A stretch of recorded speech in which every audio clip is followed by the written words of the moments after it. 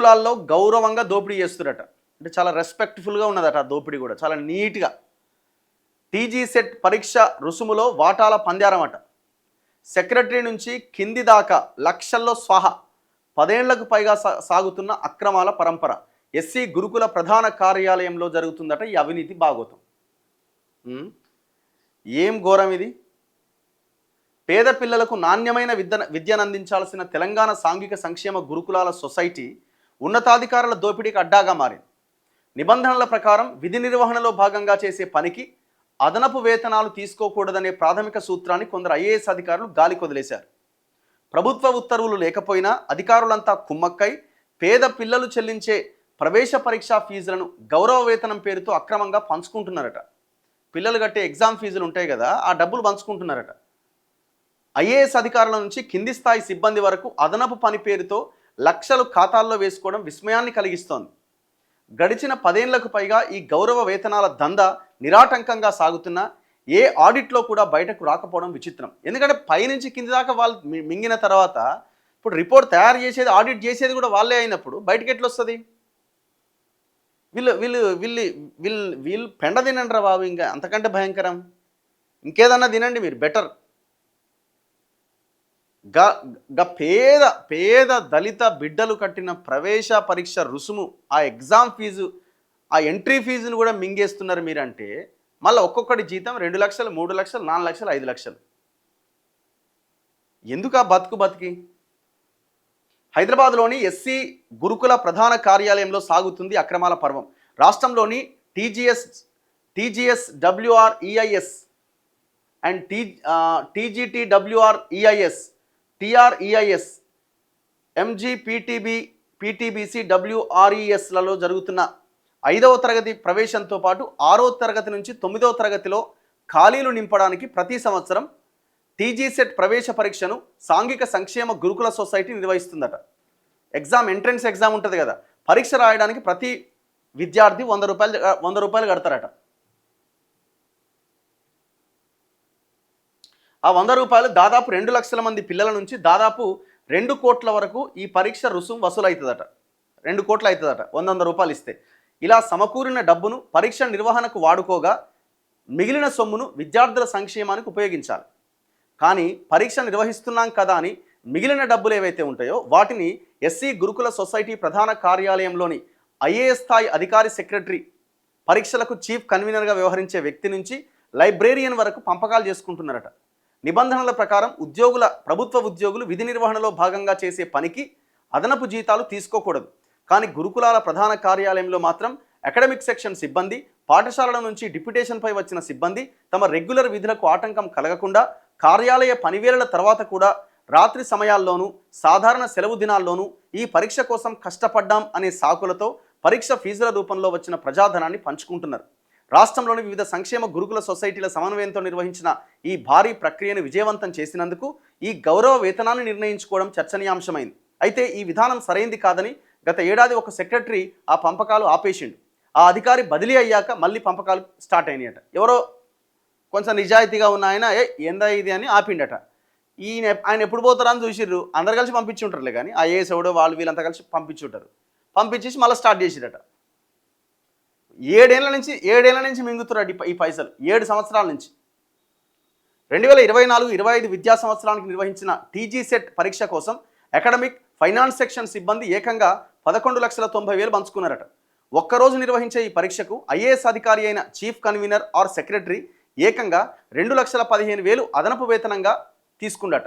విచిత్రం ఏంటంటే బదిలీపై పోయిన మరో ఐఏఎస్ అధికారికి కూడా 1,25,000 ముట్ట చెప్పిరట. ఈ పరీక్ష ఫిబ్రవరి 11, 2024 నిర్వహించగా ఆ అధికారి 5వ తేదీనే బదిలీపై పోయిండు.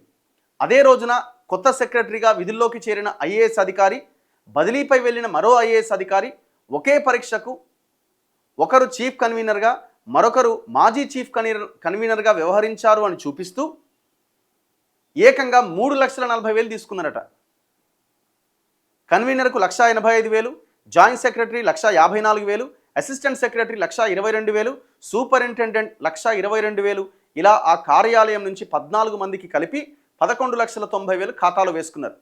2022-23 విద్యా సంవత్సరానికి గాను చీఫ్ కన్వీనర్ ఖాతాలో 2,00,000, కన్వీనర్కు 1,75,000, joint secretary 1,30,000, deputy secretary 1,35,000, assistant secretary 1,20,000, superintendent 1,20,000తో కలిపి ఆ ఏడాది 15 మందికి 12,25,000 వాటా దక్కింది. 2021-22 టీజీ సెట్ కోసం 7,95,000 ఖర్చు చేయగా అందులో చీఫ్ కన్వీనర్ 1,25,000, ఇట్లా ప్రతి ఇయర్ పంచుకుంటూ వస్తున్నారట. దీని మీద విచారణ చేసి ఆ దుర్మార్గుల తీసుకున్నదంతా బయటకు కక్కించాలి. ఈ వార్త రాస్తున్న పేర్లు కూడా రాయాలి కదా, ఆ దుర్మార్గుల పేర్లు ఫోటోలతో సహా ప్రచురించాలి. కనీసం ఆ చీఫ్ కన్వీనర్ ఫోటోలనే పెట్టాలి. ఏం ఘోరం అండి ఇది.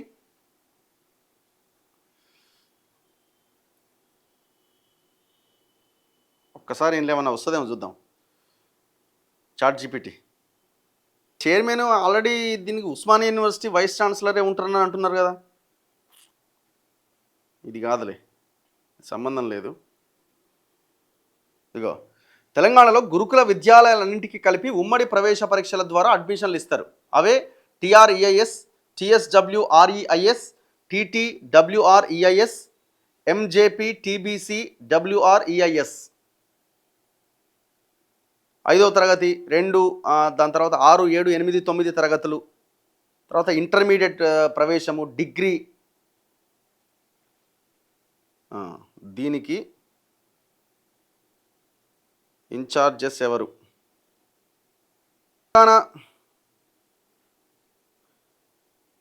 ఎస్సీ గురుకులాలకి టీజీఎస్డబ్ల్యూఆర్ఈఐఎస్ ఎస్సీ గురుకులాలకి secretary and incharge doctor Naveen Nicholas IAS. ST గురుకులాలు టీడబ్ల్యూఆర్ఈఐఎస్ ఎస్టీ గురుకులాలకి డాక్టర్ నవీన్ నికోలస్ ఐఏఎస్ అదనపు బాధ్యతలు. And MJPTBCWREIS BC గురుకులాలకి బి సైదులు, టీఆర్ఈఐఎస్ జనరల్ గురుకులాలకి రమణ కుమార్, టీఎంఆర్ఈఐఎస్ మైనార్టీ గురుకులాలకి తాహేర్ ఫర్హత్ అట. ఫర్ ఎగ్జాంపుల్ ఇక్కడ జరిగిన దాంట్లో 2024, ఇదేమో నేను చెప్తున్నది 2025-26కి సంబంధించి. సో అయితే ఇప్పుడు 25-26కి సంబంధించి అయితే ఇక్కడ మనకి అక్కడ జరిగిందనేది ఏం లేదు. 2024-25 ఎవరున్నారు? 2024-25 ఇక్కడ ముఖ్యంగా డాక్టర్ నవీన్ నికోలస్ గారు మెజారిటీ గురుకులాల సమన్వయకర్తగా కీలకంగా వ్యవహరించినట. సో ఈ టీజీఎస్డబ్ల్యూఆర్ఈఐఎస్కి ఎస్సీ గురుకులాలకి డాక్టర్ నవీన్ నికోలస్ ఉన్నాడు 2024-25లో. ఎస్టీకి ఆయనే ఉన్నాడు అదనపు బాధ్యతలు. దాని తర్వాత బీసీకి బి సైదులే ఉన్నాడు. జనరల్ గురుకులాలకి రమణ కుమార్ ఉన్నాడు. మైనార్టీ గురుకులాలకి తాహిర్ ఫర్హత్ ఉన్నాడు. దెన్ నెక్స్ట్ 2000 ఎప్పుడు జరిగింది ఇంకోసారి 2022-23 కదా.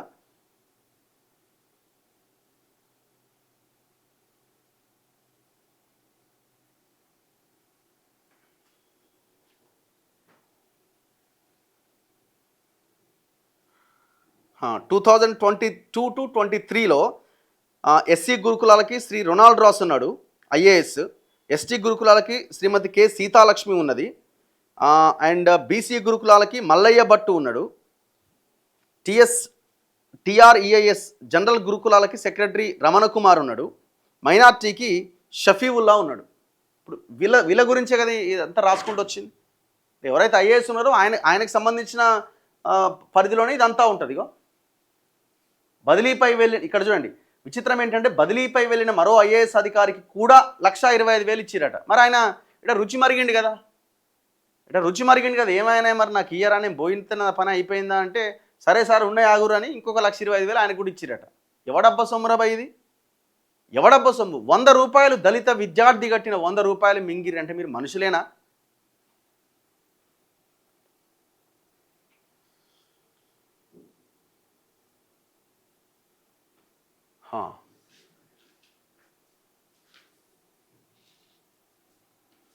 ఈ సొసైటీలో చాలా ఉన్నాయి లూప్స్. కుర్చీలు అమ్ముకుంటారట, స్కూల్లో ఉన్న చెట్లు అమ్ముకుంటారట, పిల్లల సబ్బులు కూడా అమ్ముకుంటారట. ఇంకా ఎక్కువగా మాట్లాడితే నన్ను కూడా అమ్ముకుంటారు. ఇంకా నయమే, పిల్లల్ని నమ్ముతలేరు దుర్మార్గులు, పిల్లల్ని నమ్ముతలేరు ఇంకా నయమే.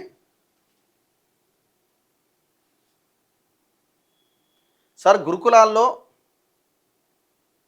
సరే ఇప్పుడు అది కాదు, ఎగ్జామ్ ఫీజు 100 రూపాయలు కట్టి ఎగ్జామ్ ఫీజుని పంచుకుంటున్నారట.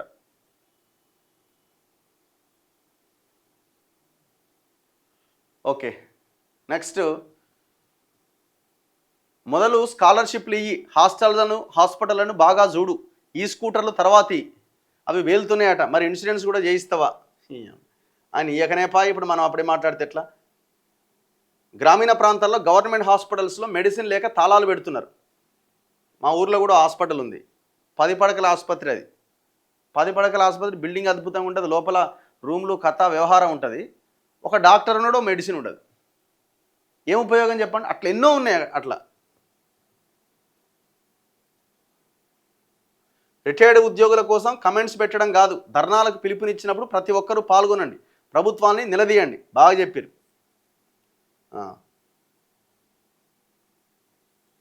మనం ఆహ్వానం మీద వచ్చిన ఇరాన్ నౌకను అందులో ముంచి అందులో ఉన్న 100 మందిని పైగా అమెరికా చంపినా మోడీ రియాక్ట్ అవ్వడు.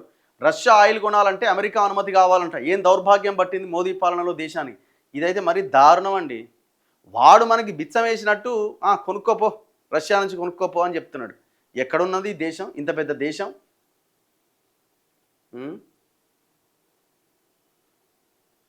సీఎం రైతు భరోసా ఇవ్వు, రైతులు బాధగా ఉన్నారు. ఆయన ఇచ్చినానే వచ్చిందో లేదో నాకు తెలియదు అంటుండు. ఏందో ఆయన అసలు ఏ లోకం నుండి మాట్లాడుతున్నాడో అర్థం కావట్లేదు.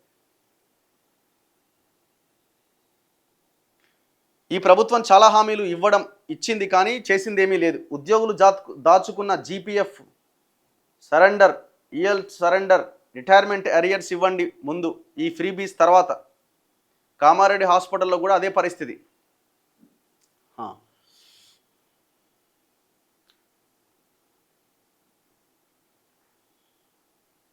రఘు అన్న గారు నమస్కారం. మా టీచర్స్కి ఫేస్ అటెండెన్స్ తీసేయాలి, ఎందుకంటే తొందరలో చాలామంది టీచర్లు యాక్సిడెంట్లో చనిపోతున్నారు. విషయం ఏంటంటే, ఇప్పుడు ఆ 317 జీవోని సవరించి రద్దు చేసి ఖచ్చితంగా ప్రతి టీచరు ఇన్ని కిలోమీటర్ల పరిధిలో ఉండాలని ఒక నిబంధన పెట్టి, ఇప్పుడు మీరు అంటున్నారు ఫేస్ రికగ్నిషన్ తీయాలి అని. మీరు ఏ ప్రైవేట్ ఉద్యోగం చేసినా ఖచ్చితంగా ఫేస్ రికగ్నిషన్ అనేది ఉంటుంది. మీరు ఏ ప్రైవేట్ జాబ్లో లేకుండా ఉంటుందా ఎక్కడైనా? ఇప్పుడు యాక్సిడెంట్స్ అవుతున్నది అని అంటే మరి పిల్లలకి నాణ్యమైన విద్య కూడా అందాలి కదా, దాన్ని కూడా మనం ఆలోచించాలి కదా. ఇప్పుడు మీరు ఎక్కడో ఉంటారు, హైదరాబాద్ నుంచి మీరు జర్నీ చేసి అడిగిపోతారు, ఎట్లా కుదురుతుంది? అందుకే ఇక్కడ ప్రభుత్వాన్ని కూడా ఒక తప్పు ఉంది. ఏంటంటే ఆ 317 జీవో వల్ల కిలోమీటర్లు, 100 కిలోమీటర్లు, 150 కిలోమీటర్లు అవతల వేసారు ఒక్కొక్కరిని. ఇద్దరు పాపం భార్యాభర్త, ఇద్దరు టీచర్లు అయితే వాళ్ళకైతే నరకమే. సో అట్లాంటి ఇబ్బందులు లేకుండా వాళ్ళకి చేసి కఠినంగా నిబంధనలు పెట్టినా ఎలాంటి ఇబ్బంది ఉండదు.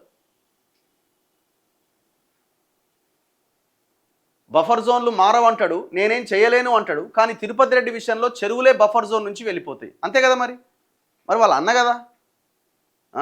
ఏమైందా నీ హైడ్రా? ఏం సాధించింది నీ హైడ్రా చెప్పు? నీ హైడ్రా తేల్చింది మీ అన్న ఇల్లు కూడా బఫర్లో ఉంది అని. మరి అది కూలగొట్టాల్సిన అవసరం లేదా? మరి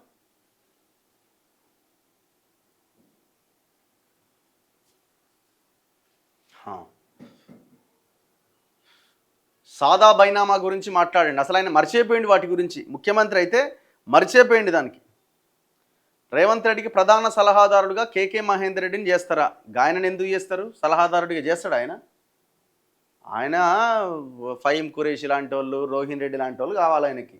రియల్ ఎస్టేట్ ఇట్లా ఆ ల్యాండ్ 700 ఎకరాలు ఏమైంది అనగానే తక్కువ తెచ్చి రిపోర్ట్ ఆడ ముందు పెట్టాలి, వాళ్ళ మనుషులకు ఫోన్ చేయాలి, అవసరం అంతా. అట్లాంటి వాళ్ళు కావాలి ఆయనకి సలహాదారులు అంటే. తెలంగాణ గురించి మాట్లాడేటోళ్ళు సలహాదారులు ఉంటారా? తెలంగాణ ఉద్యమకారులు సలహాదారులుగా పెట్టుకుంటాడా? ఇంపాసిబుల్.